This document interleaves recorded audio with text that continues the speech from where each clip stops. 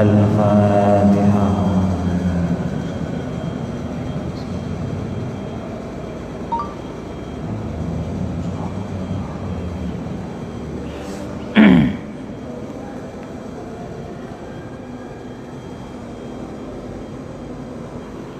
Bismillahirrahmanirrahim. Qala al-muallif rahimahullahu ta'ala wa nafa'ana bi ulumihi fid dharain amin. Masih di bab jihad bagian yang ke-18. Ini ada penjelasan yang diralat, ada penjelasan yang keliru. Kemarin itu sudah dijelaskan bahwa 2/3 itu 33%. Padahal yang benar 2/3 itu adalah 67%. Kasarannya 2/3 itu bukan 30%, tapi 70%, itu kasarnya begitu. Jadi orang yang berdakwah, berjuang di jalannya Allah, ada bayarannya, itu pahalanya sudah tidak ada, 70%-nya hilang. Jadi nanti di akhirat itu tinggal 30%. Pokoknya perjuangan apapun, dakwah, perjuangan yang ada uangnya, puruin, samoilah. Itu pahalanya nanti di akhirat tersisa 30%. Ini kalau niatnya lillahi ta'ala. Artinya dikasih uang ya monggo, nggak dikasih ya monggo. Tapi kalau niatnya kerja, ya pahalanya sudah ada, habis, sudah diambil di dunia. Makanya ulama dahulu itu ya hati-hati dengan pahala seperti ini. Pokoknya perjuangan, dakwah, ngajar, urusan agama, ada uangnya, pahalanya nanti di akhirat tinggal 30%. Karena sudah diberikan di dunia yang 2/3-nya, yaitu sekitar 70%. Bantu perjuangan juga begitu. Kalau ada uangnya, furuin, ya pahalanya sudah 70% itu sudah ada, wis hangus karena ngalak bojaran. Jadi masih ibadah karen. Ini hadis riwayat Muslim. Qad tu'ajjalu sulusai ujurihim. Ini kalau sudah dapat bayaran dakwah kita, perjuangan kita, ngajar agama, beda-bejerna, qad tu'ajjalu sulusai ujurihim, hadis riwayat Muslim. Itu sudah didahulukan sepertiga pahalanya, artinya 70% sudah hangus. Jadi galak berbentuk wah. Tidak pernah ya hadis yang seperti ini diterangkan, kan tidak pernah ya. Tidak pernah, kita tidak pernah dengar. Ya sekarang dengar, mulai sekarang ya tergantunglah mau diambil bayarannya atau tidak, monggo terserah. Mungkin eman kekencerna dia sambil bayaran, tapi mungkin hutang kebayarannya ya montut, tinggal pilih. Berikutnya yang hadis yang ke-65, wa an Anas radhiyallahu anhu anna Nabiy sallallahu alaihi wasallam qala jahidul musyrikin bi amwalihim wa anfusihim wa alsinatikum. Jahidul musyrikin bi amwalikum wa anfusikum wa alsinatikum, rawahu Abu Daud bi isnadin sahih. Kata Nabi, perangilah orang-orang musyrik, orang-orang kafir dengan harta kita. Jadi perang itu memang yang didahulukan, persiapannya adalah harta. Dan perang itu tidak harus fisik, pokoknya dengan harta dulu. Ya mengeluarkan biaya lah, biaya perang. Tidak harus fisik, enggak. Yang penting biayanya ada dulu, kemudian fisiknya disiapkan. Kalau fisiknya yang disiapkan dulu, maka perang kita bisa kalah, mati konyol. Tidak punya senjata, tidak punya biaya, tidak punya kuda, tidak punya pedang, moro-moro perang. Ya mati konyol. Jadi kata Nabi, kalau mau perang itu siapkan hartanya dulu, jangan fisiknya dulu. Wa alsinatikum, juga perang dengan lisan. Nah, di zaman sekarang ini sering kita itu mendengar perang lisan di medsos, perang media, perang pendapat, perang opini, perang bukan secara fisik. Jadi ada fitnah tentang Islam, kita harus bicara dengan tegas bahwa Islam itu bukan yang seperti itu. Jadi perang itu semampu kita sekarang ini apa? Pakai harta monggo, pakai fisik, kalau fisik tidak ada. Tapi kalau alsinatikum, dengan lisan, dengan cara berdakwah, nah ini masuk. Perang di media sosial, perang opini, perang pemikiran juga. Di zaman sekarang juga ada perang pemikiran.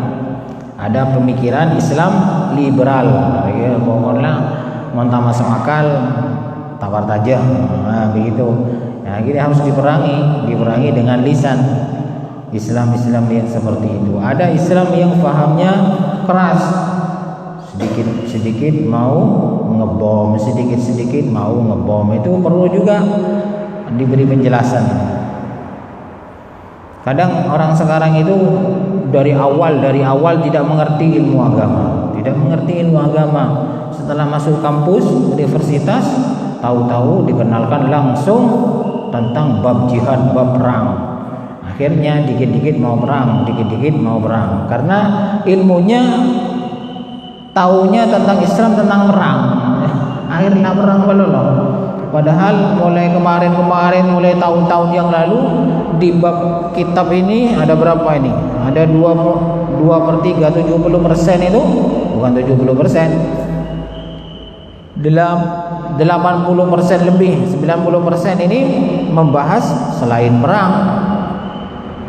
Nah, kalau sudah masuk kampus yang dulunya tidak pernah belajar ilmu agama, akhirnya langsung bab perang, mau perang terus. Bukunya jihad, bukunya yang dibaca kemuliaan jihad fi sabilillah.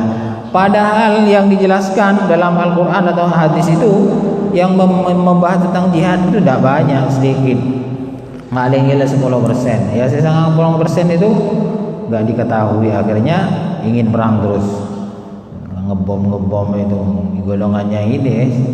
Tahun kumpul perang, hadis perang, hadis yang lain tentang akhlakul karimah, tentang tata krama berdakwah dari baca perang melulu.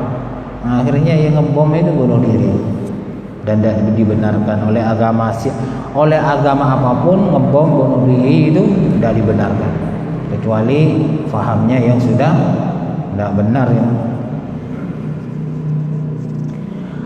Berikutnya wa an Abi Umar wa yuqalu Abu Hakim An-Nu'man bin Muqarrin radhiyallahu anhu qala syahidtu Rasulullah sallallahu alaihi wasallam idza lam yuqatil min awalin nahari akhara al-qitala hatta tazula asy-syamsu wa dahubba ar-riya'u wa yanzilu an-nasru rawahu Abu Dawud wa Tirmidzi wa qala haditsun hasanun sahih. Jadi Nabi Muhammad itu tidak perang ketika pagi, maka Nabi Muhammad mengakhirkan, mengundurkan waktunya sampai zawal, sampai tergelincir matahari, sehingga ada angin yang sangat besar, kemudian turunlah pertolongan dari Allah. Jadi ini di perang Badar. Di perang Badar itu Nabi Muhammad itu perangnya bukan di pagi hari, tapi siang hari. Ini taktik ya, taktik perang. Ini Nabi Muhammad itu bukan perangnya di waktu pagi hari, tapi siang. Kenapa? Karena musuh pada waktu itu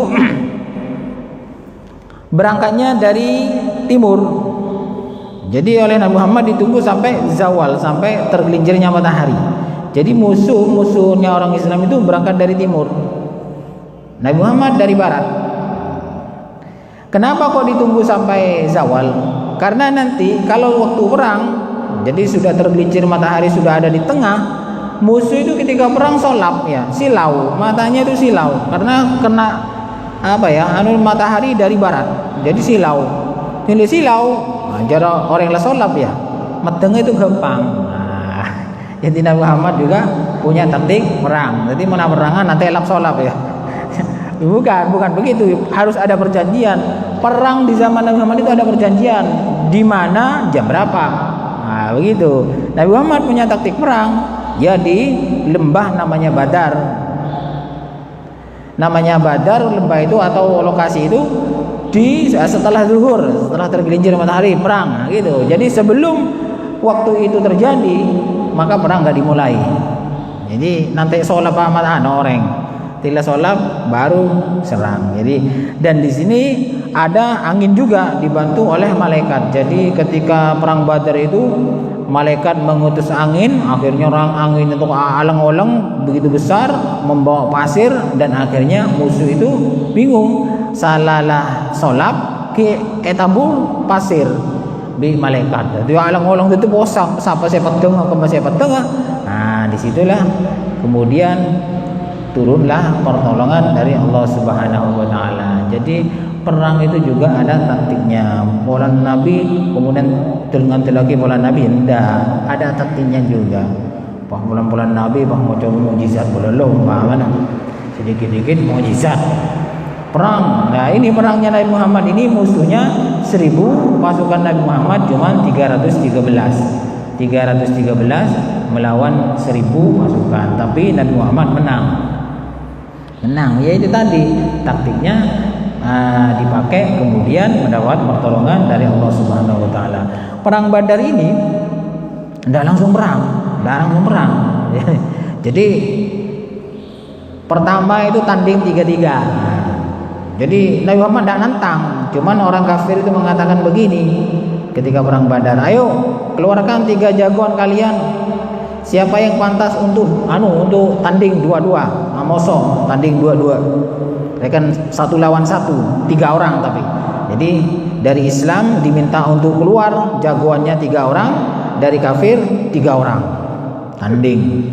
Sebelum perang besar. Ini untuk uji nyali siapa pendekarnya kelompok yang mana yang hebat. Akhirnya yang dari Islam itu keluar 3 orang. Mereka maju 3 orang. Sepertinya kurang begitu pantas oleh orang kafir itu dinyek. Bah keroncok saya yocol ya begitu. Iya nyek. Beli. Akhirnya jadi karena pasukan 3 itu sahabat, ada 3 sahabat yang maju bukan pendekar lah. Akhirnya diremehkan oleh orang kafir. Wah, kok gulungnya mundur ya, mundur. Akhir mundur yang 3 akhirnya kemudian disuruh lagi oleh pimpinan pasukan perang oleh Nabi Muhammad waktu itu untuk maju, diantaranya adalah Sayyidina Ali karramallahu wajhah maju. Kelihatannya sudah gagah, pedangnya lengkap, pakaiannya sudah lengkap, pakaian perang. Setelah bermaju 3 orang termasuk Sayyidina Ali dengan pedang Zulfikarnya itu. Zulfikar itu pedangnya itu ujungnya 2, angah-angah begini pokoknya. Pedangnya Sayyidina Ali itu paling aneh, mekar ini. Kalau Sayyidina Umar tidak mekar, kayak wajah. Jadi kalau Sayyidina Umar itu pedangnya tidak mekar, ujungnya tidak 2, tapi besar panjang ya Sayyidina Umar itu. Ada yang mengatakan kalau satu orang biasa itu ngangkat tidak kuat. Itu pedangnya Sayyidina Umar. Jadi keunikannya. Kalau Sayyidina Ali mekar. Ketika itu Sayyidina Ali suruh maju, wes lah, langsung satu-satu orang kafir mati, 2 orang mati. Kemudian yang ketiga itu orang kafir bukan langsung mati tapi gini, nusuk dulu nyerang ngena sama Ubay, sahabat Ubay luka. Jadi akhirnya yang orang kafir itu yang mati 3, orang Islam hampir mati 1. Jadi menang orang Islam. Rekan tanding jagoannya itu menang. Akhirnya setelah ketahuan bahwa umat Islam itu lebih hebat cara perangnya, harum dan pakai pasukan pemanah itu. Pada perang Badar Nabi Muhammad memenangkan peperangan. Hadis yang berikutnya, kalau beristanya urusan perang ya. Hadis yang ke-67, wa an Abi Hurairah radhiyallahu anhu. Qala Rasulullah sallallahu alaihi wasallam la tatamannu liqa al-aduwi fa idza laqitumuhum sabiru, muttafaqun alaih. Kata Nabi, jangan mengharap bertemu dengan musuh, tapi kalau ketemu dengan musuh sabar, harus dihadapi. Tak usah harap ketemu musuh, tak usah, biasa aja. Kalau ketemu ya jangan lari, jangan mengharap begini, antar ketemu kemarin, entot kemarin, tak usah begitu, tak usah begitu. Itu sombong, isinya itu sombong. Yang terakhir ini bab jihad yang terakhir, hadisnya 68. Wa an Jabir radhiyallahu anhu anna Nabiy sallallahu alaihi wasallam qala al-harbu khud'atun. Kata Nabi, perang yang sempurna itu adalah khud'atun, penuh dengan taktik, penuh dengan strategi. Jadi perang yang sempurna itu penuh dengan strategi, penuh dengan taktik, tipu daya.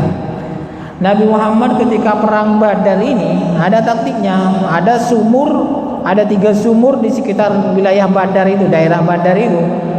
Sumurnya oleh Nabi Muhammad sebelum orang kafir datang itu ditutup. Ini taktiknya, taktik. Jadi taktiknya Nabi Muhammad diantaranya ketika perang Badar, sumur di wilayah Badar, kalau kafir ada 3 sumur, itu ditutup oleh Nabi Muhammad. Nyuruh sahabat tutup semuanya, suruh isi botok. Kenapa? Ini taktik perang. Orang kufar datang dari Mekah jauh sekali, datang ke Badar itu langsung haus, jauh lah, ratusan kilometer itu jauh. Nah, sampai di situ kan haus, tinggal haus kan ke sumur. Jadi pasukan orang kafir ke sumur cari air, cari minum. Nah, setelah ke sumurnya ada semua itu.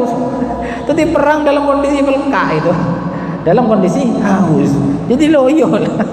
Jadi ini taktik. Jadi perang itu yang sempurna adalah penuh dengan taktik atau strategi. Jadi haus, jadi orang peleka lah. Jadi ban seromban metengah. Ngeneng lah bawa loyo lah karena sudah haus. Dan dibantu dengan malaikat. Jadi 1000 itu kalah dengan pasukan 300 orang Islam. Jadi orang Islam menang. Ada lagi ketika perang Badar, Nabi Muhammad itu pasukannya memang yang dihadapkan pertama kali itu taktiknya adalah para pemanah. Jadi pemanah itu dibuat menyerang pertama. Serang kok, tajar lah panah. Nah, itulah gelembang banyak geblak, pasukan sudah banyak yang bergelimpangan. Nabi Muhammad menyuruh untuk tukang pemanah itu mundur dulu. Tukang tombak suruh maju. Nah, dia tukang tombak maju, kan bagian jeraja, bagian renceran itu. Bagian yang depan biasanya kan bukan naik kuda, yang bagian jalan kaki. Nah, orang jalan kaki itu cukup pakai panah gelimpang. Nah, setelah gelimpang semua, bagian pasukan kuda orang-orang kafir kan pakai kuda. Nah, sekarang bukan pakai panah lagi, pakai tombak. Jadi joran tombak, orangnya tombak, gagal gitu. Ini namanya taktik. Perang itu yang sempurna adalah pakai taktik, tidak asal perang. Dan setelah menyerang, terus menyerang, dibiarkan. Nah, setelah dibiarkan, nah disitulah diserang dari samping. Jadi kalah dari ereng, kalah. Jadilah maju ke depan, di pasukan umat Islam diserang dari samping. Ya, inilah yang disebut dengan al-harbu khud'atun. Perang yang sempurna itu adalah dengan taktik, dengan strategi, bukan asal perang. Kalau asal perang bisa kalah, sama dengan akeket acarok itu juga penuh dengan taktik.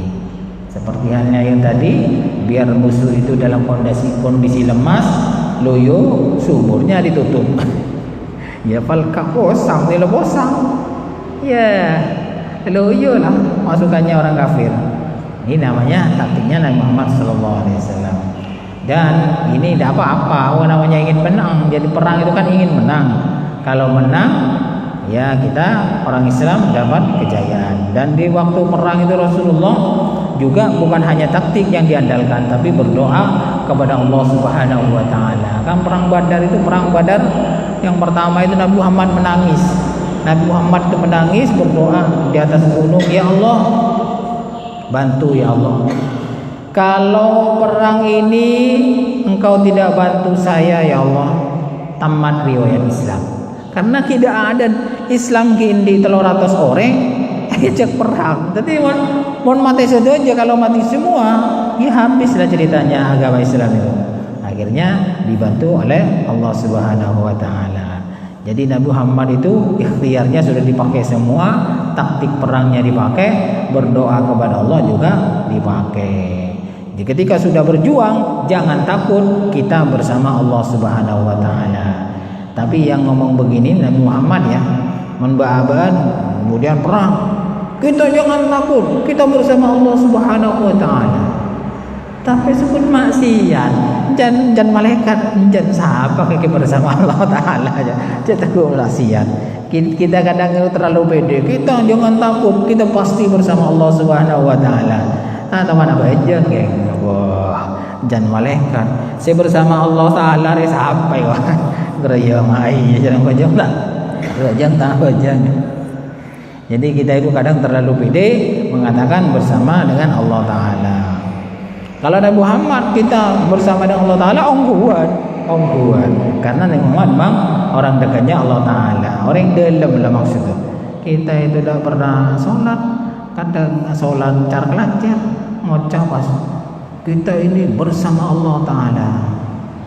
Jangan siapa. Yang bersama Allah taala itu tidak pernah maksiat gitu. Beribadah yang benar, mengibadahnya tidak benar, sholat jarang-jarang, ngomong bersama Allah taala.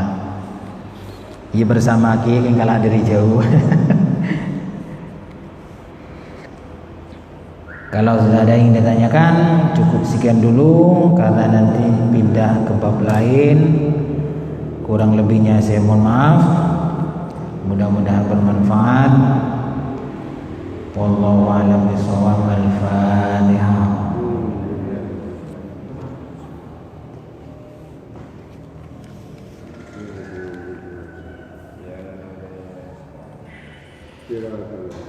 Assalamualaikum warahmatullahi wabarakatuh.